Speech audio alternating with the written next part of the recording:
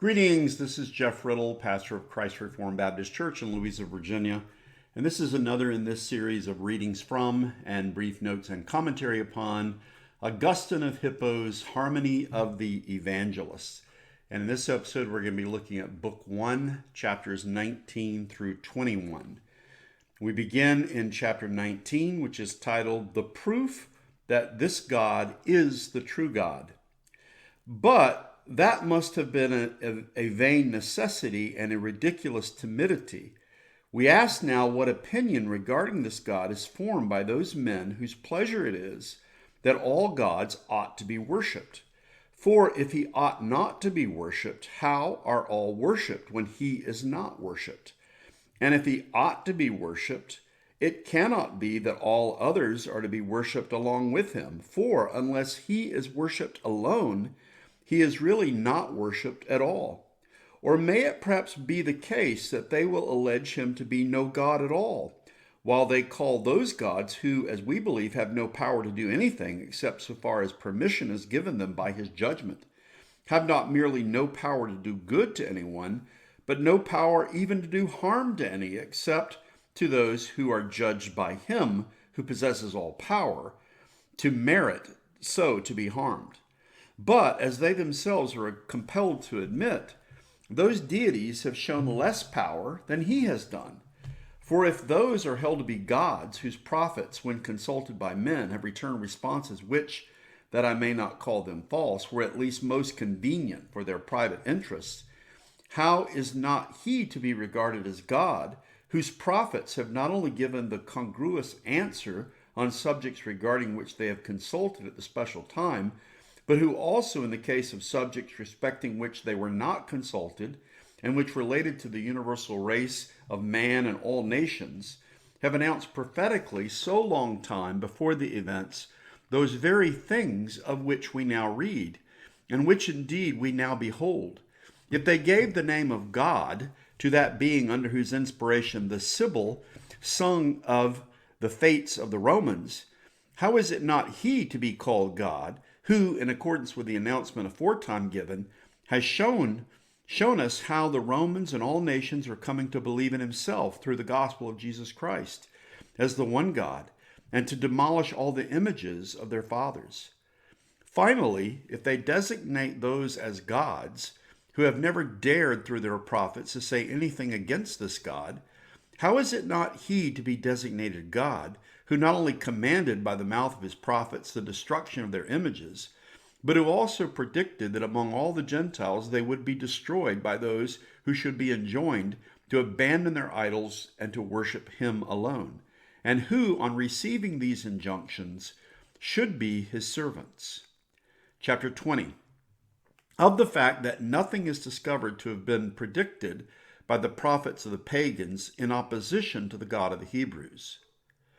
Or let them aver, if they are able, that some Sibyl of theirs, or anyone whatever among their own prophets, announced long ago that it would come to pass that the God of the Hebrews, the God of Israel, would be worshipped by all nations, declaring at the same time that the worshippers of other gods before that time had rightly rejected him, and again that the compositions of his prophets would be in such exalted authority that in obedience to them the Roman government itself would command the destruction of images, the said seers of the same time giving warnings against acting upon such ordinances.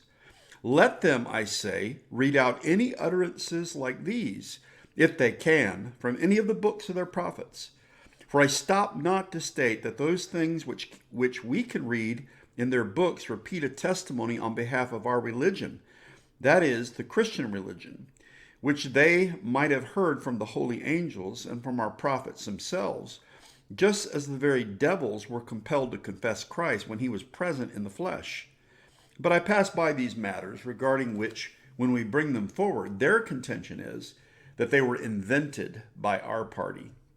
Most certainly, however, they may themselves be pressed to adduce anything which has been prophesied by the seers of their own gods against the God of the Hebrews. As on our side, we can point to declarations so remarkable at once for number and for weight recorded in the books of our prophets against their gods, in which also we can both note the command and recite the prediction and demonstrate the event. And over the realization of these things, that comparatively small number of heathens who have remained, such are more inclined to grieve than they are ready to acknowledge that God, who has had the power to foretell these things as events destined to be made good, whereas in their dealings with their own false gods, who are genuine demons, they prize nothing else so highly as to be informed by their responses of something which is to take place with them. Chapter 21, titled, An Argument for the Exclusive Worship of this God, who, while he prohibits other deities from being worshipped, is not himself interdicted by other divinities from being worshipped. Seeing then that these things are so, why do not these unhappy men rather apprehend the fact that this God is the true God, whom they perceive to be placed in a position so thoroughly separated from the company of their own deities, that although they are compelled to acknowledge him to be God, those very persons who profess that all gods ought to be worshipped are nevertheless not permitted to worship him along with the rest? Now, since these deities and this God cannot be worshipped together, why is not he selected who forbids those others to be worshipped? And why are not those deities abandoned who did not interdict him from being worshipped? Or if they do indeed forbid his worship, let the interdict be read. For what has greater claims to be recited to their people in their temples, in which the sound of no such thing has ever been heard? And, in good sooth, the prohibition directed by so many against one ought to be more notable and more potent than the prohibition launched by one against so many. For, if the worship of this God is impious, then those gods are profitless, who do not interdict men from that impiety. But if the worship of this God is pious, then, as in that worship the commandment is given that these others are not to be worshipped, their worship is impious. If again, those deities forbid his worship, but only so differently that they rather fear to be heard than dare to prohibit, who is so unwise as not to draw his own inference from the fact, who fails to perceive that this God ought to be chosen, who in so public a manner prohibits their worship, who commanded that their images should be destroyed, who foretold that demolition, who himself effected it, in preference to those deities of whom we know not that they ordained abstinence from his worship, of whom we do not read that they foretold such an event, and in whom we do not see power sufficient to have brought it about. I put the question, let them give the answer. Who is this God who thus harasses all the gods of the Gentiles, who thus betrays all their sacred rites, who thus renders them extinct? Here ends book 1 and chapters 19 through 21.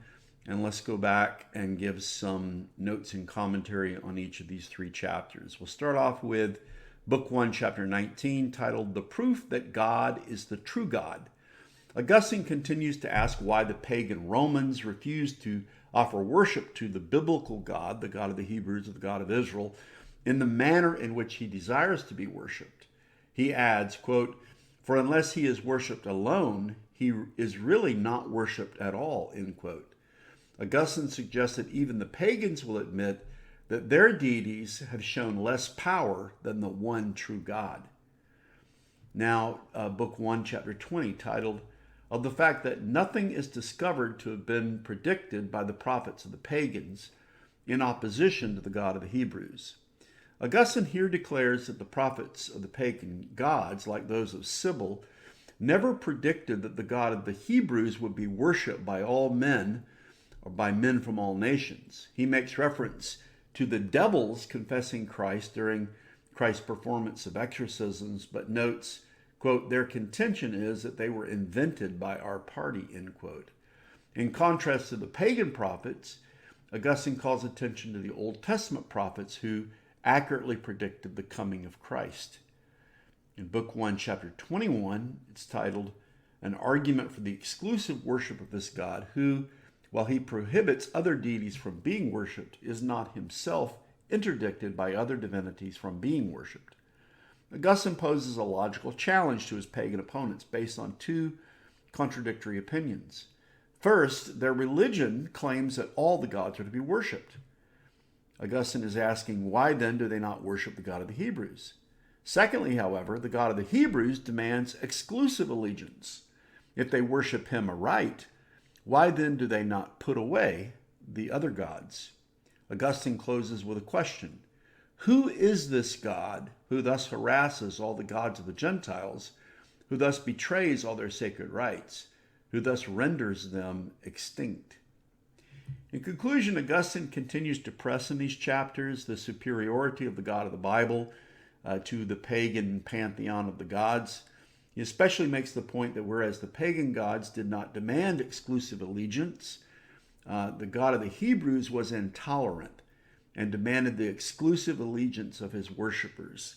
He also contrasts the pagan prophets to the biblical prophets.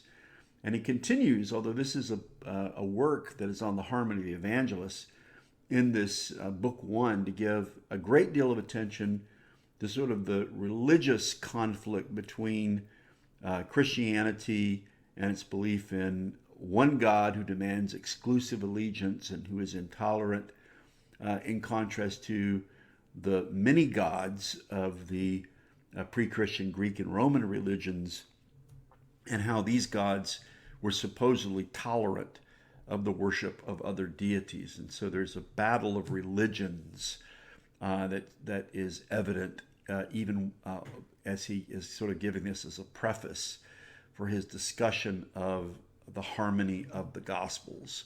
Well, this is going to bring this episode to a conclusion. I hope this has been helpful and edifying to those who are listening, and I'll look forward to speaking to you in the next episode. Till then, take care and God bless.